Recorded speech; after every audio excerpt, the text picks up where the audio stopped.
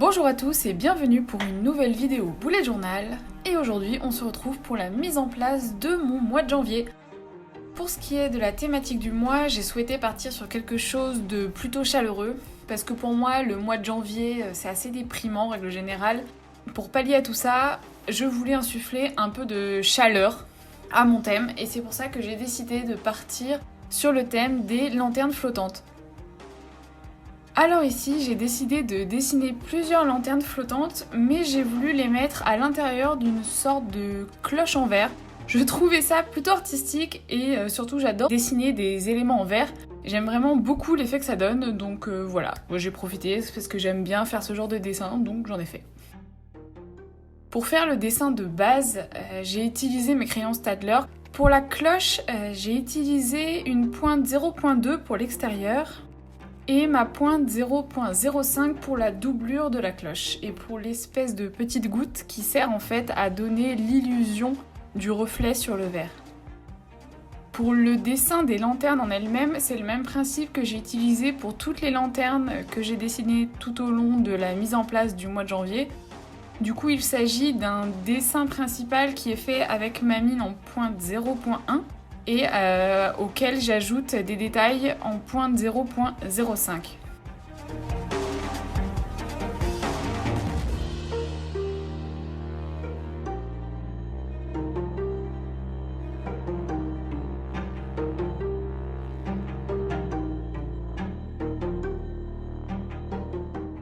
Alors au moment de la mise en couleur, je voulais donner à mes lanternes un effet de dégradé que l'on peut voir sur des lanternes en papier et qui sont dus aux effets de la flamme à l'intérieur en fait. Et c'est pour ça que les tombeaux sont vraiment intéressants parce qu'ils sont conçus pour pouvoir se mélanger entre eux. C'est aussi pour ça qu'ils sont un peu plus chers, mais c'est parce que c'est vraiment de la qualité. Et pour ça, il suffit simplement donc, de prendre deux feutres et d'appuyer la mine d'un des feutres à la verticale sur la mine d'un autre feutre. Et après, quand on dessine, ça donne cet effet de dégradé que je voulais. Ici, pour les lanternes, j'ai utilisé mon Tombow jaune et mon Tombow rouge-orangé. Donc, je vous mettrai toutes les références dans la description de la vidéo. Et j'aime vraiment l'effet que ça donne, parce que ça donne cet effet de dégradé que je voulais. Et donc non, vraiment j'étais contente. Après avoir colorié l'extérieur des lanternes, j'ai colorié ce qui correspond en fait au dessous. Donc le petit rond qui en fait serait l'endroit où il y aurait la bougie, je l'ai colorié avec mon Tombow beige.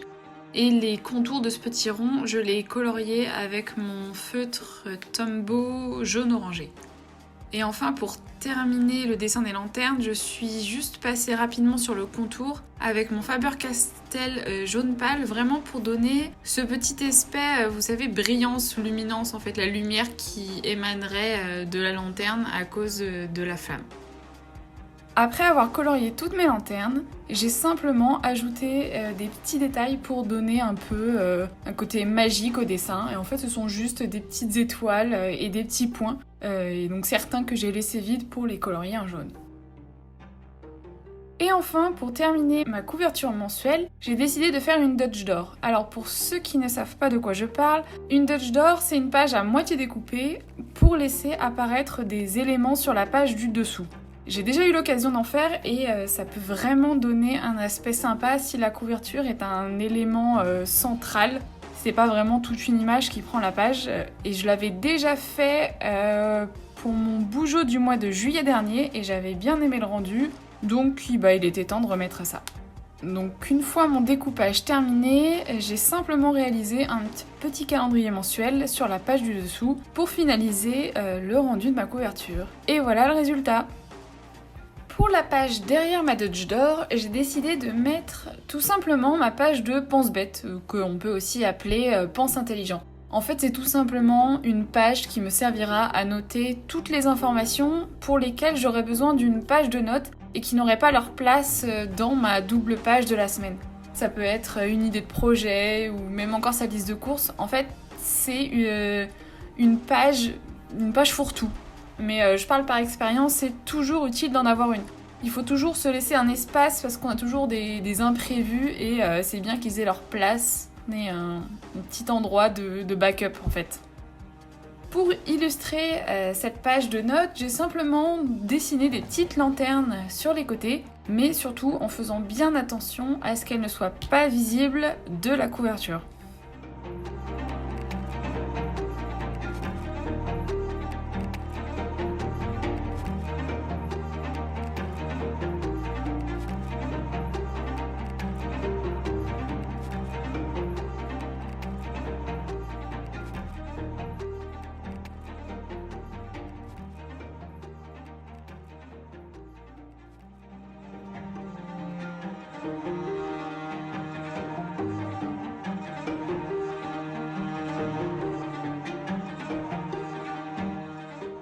Et pour terminer cette page, parce que sinon je trouvais que ça faisait un peu vide, j'ai ajouté un titre. Pour ça, j'ai commencé par écrire de manière un peu calligraphiée avec mon Tombow jaune-orangé. Et ensuite, je suis venue ajouter des petites lettres avec mon gel pen de chez Muji, qui est le stylo avec lequel j'écris habituellement dans mon bullet journal en fait. C'est le stylo que j'ai toujours avec moi. La double page suivante va être consacrée à ma vision globale mensuelle. C'est mon calendrier où je vais venir noter toutes les dates importantes du mois, comme les rendez-vous ou encore les deadlines.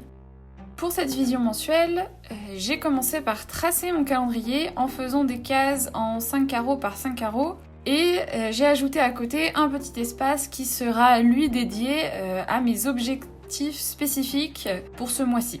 Après avoir fait mon quadrillage, j'ai ajouté des petits encarts avec mon Crayola rouge qui vont correspondre tout simplement au nom des jours de la semaine. Une fois que le calendrier principal était fait, j'ai dessiné des lanternes flottantes un peu partout sur la page pour égayer un peu parce que sinon ça faisait très vide et aussi pour correspondre à mon thème, mais sans non plus trop alourdir la page parce que le calendrier c'est déjà un gros élément, faut pas trop en rajouter non plus.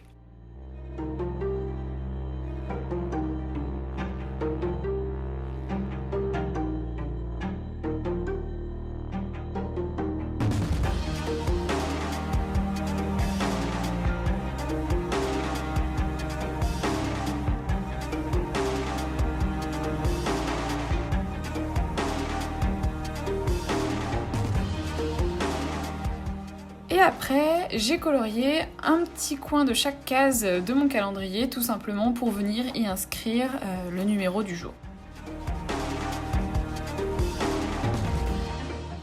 Ensuite, j'ai rajouté, comme je fais à chaque fois, une ombre autour du calendrier et de l'encart à objectif pour les faire popper un peu plus.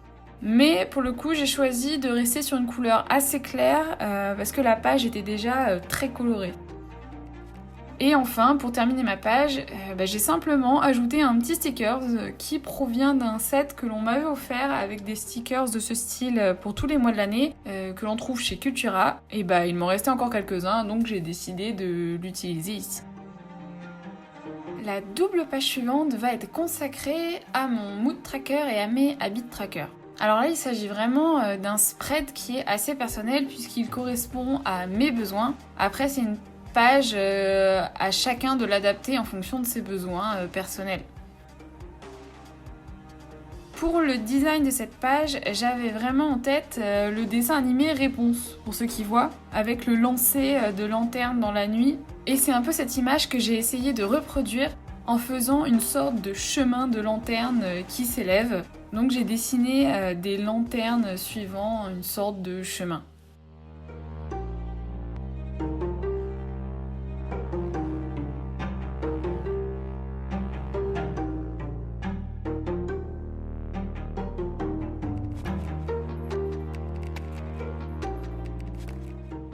Une fois que j'ai eu fini mon mood tracker, j'ai réalisé des petits encarts reprenant la forme du calendrier du mois de janvier et j'en ai simplement dessiné un par habitude dont je souhaitais suivre l'évolution.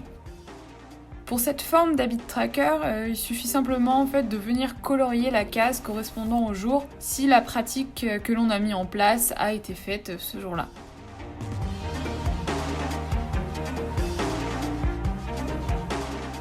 Après avoir dessiné mes lanternes, j'ai colorié le fond avec mon tombeau qui se rapproche le plus d'une couleur bleu nuit. Et je suis venue inscrire tout simplement dans chaque lanterne le numéro du jour. Comme ça, tout au long du mois, je viendrai colorier mes petites lanternes en fonction de comment s'est déroulée ma journée.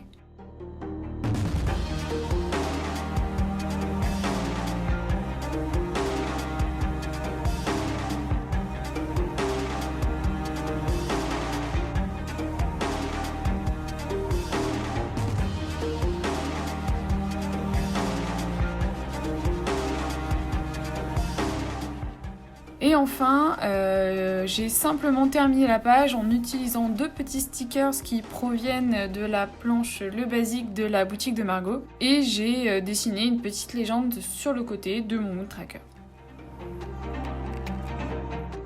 Pour terminer cette vidéo, je vais réaliser avec vous ma première semaine du mois de janvier.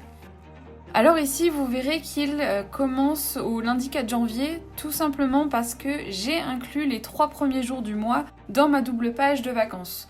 À cause de mon activité, c'était beaucoup plus logique pour moi de fonctionner comme ça, plutôt que de faire une page uniquement pour 3 jours.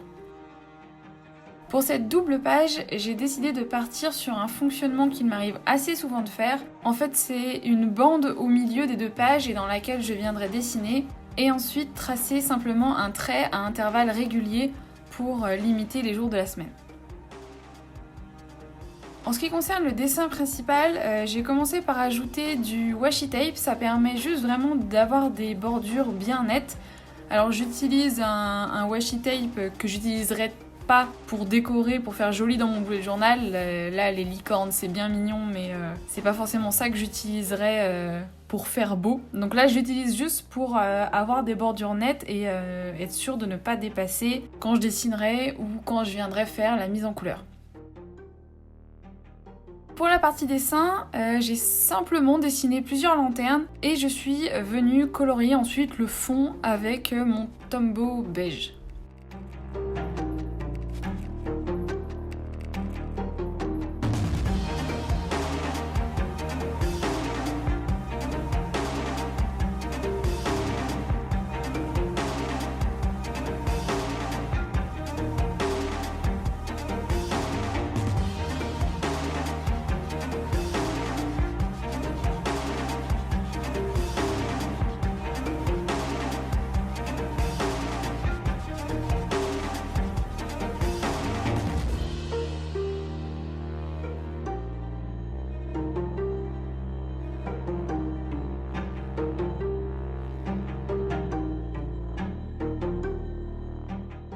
Pour les espaces dédiés aux jours de la semaine, je les ai délimités en faisant un trait avec mon midliner rose de chez Zebra.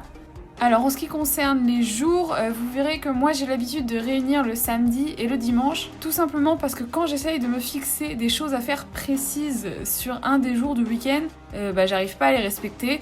En revanche, ce qui marche pour moi, c'est de me fixer ma liste de choses à faire dans le week-end. Je me dis, j'ai tout ça à faire, mais après, je vois sur le moment quand j'ai envie de le faire, quand l'inspiration se présente en fait.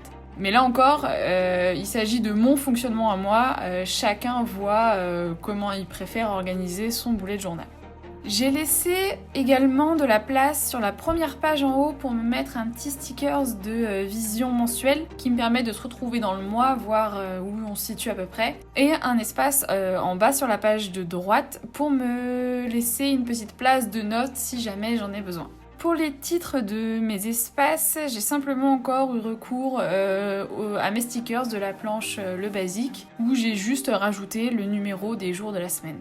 Et enfin, j'ai terminé par ajouter des lignes avec mon Faber-Castell de couleur abricot. J'ai juste choisi d'utiliser une couleur différente pour l'espace de notes pour bien marquer en fait le fait qu'il s'agisse d'une case différente et qui n'a pas la même utilité que les autres. Voilà, cette vidéo de mise en place du mois de janvier est à présent terminée. Merci beaucoup de l'avoir regardée jusqu'au bout, j'espère qu'elle vous aura plu. N'hésitez pas à mettre un petit pouce bleu si c'est le cas et à ajouter un petit commentaire si vous avez n'importe quelle question ou encore des suggestions.